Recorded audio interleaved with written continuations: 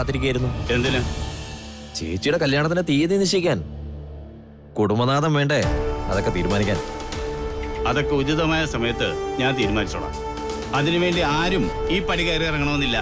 കല്യാണം കഴിക്കേണ്ട ആളെന്ന നിലയ്ക്കേ അതൊക്കെ ഞാനും കൂടെ ഒന്ന് അറിയണ്ടേ അമ്മാവാ. എന്റെ മകളെ നിങ്ങൾക്ക് വിവാഹം കഴിച്ചു തരാൻ എനിക്ക് ഉദ്ദേശമില്ലെന്ന് പലതവണ ഞാൻ പറഞ്ഞു കഴിഞ്ഞതല്ലേ. എല്ലാം തീരുമാനിച്ചുറപ്പിച്ചിട്ട് പെട്ടെന്നൊരു ദിവസം നിങ്ങൾ പറ്റില്ല എന്ന് പറഞ്ഞ എങ്ങനെയാ?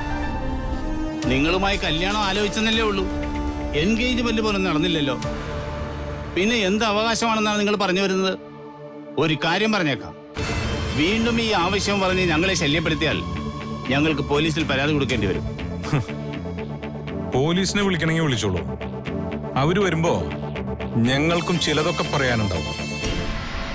എൻഗേജ്മെന്റ് കഴിഞ്ഞിട്ടില്ല എന്ന് നിങ്ങൾ പറയുന്നു, പക്ഷെ എൻഗേജ്മെന്റ് കഴിഞ്ഞതിന്റെ ഫോട്ടോ വരെ ഞങ്ങളുടെ ഉണ്ടെങ്കിലോ ഞങ്ങളത് അവരെ കാണിച്ചോളാം.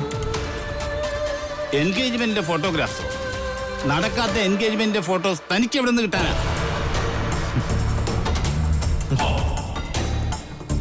അമ്മാവോ,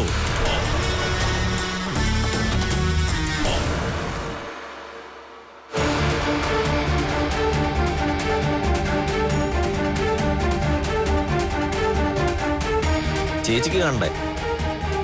ഇതാ കണ്ടോ.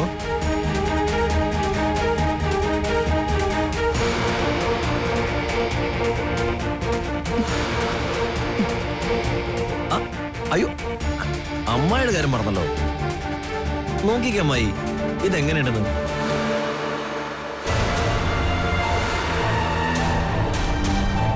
ഫോട്ടോകൾ കണ്ടല്ലോ. എൻഗേജ്മെന്റിന്റെ മാത്രമല്ല, പല തവണ ഞാനിവിടെ വന്നപ്പോ ഒന്നിച്ചെടുത്ത ഫോട്ടോസ് എല്ലാം അതിലുണ്ട്.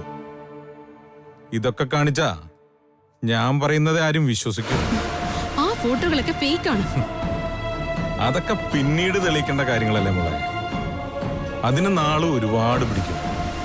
നീ എന്തെല്ലാം കൃത്രിമം കാണിച്ചാലും നമ്മുടെ കല്യാണം നടക്കില്ല. വേണ്ട, വേറെ ആരെങ്കിലും കല്യാണം കഴിക്കാന്ന് നീ മോഹിക്കണ്ട. ഞങ്ങളറിയാതെ രഹസ്യമായി വല്ല കല്യാണം ആലോചിച്ച അവന്റെ കഴുത്തിന് മീത തലയുണ്ടാവില്ല. ചേച്ചിയുടെ ജാതകത്തില് വൈധവ്യ യോഗം ഉണ്ടെന്ന് പരിശോധിക്കുന്നത് നല്ലതാ.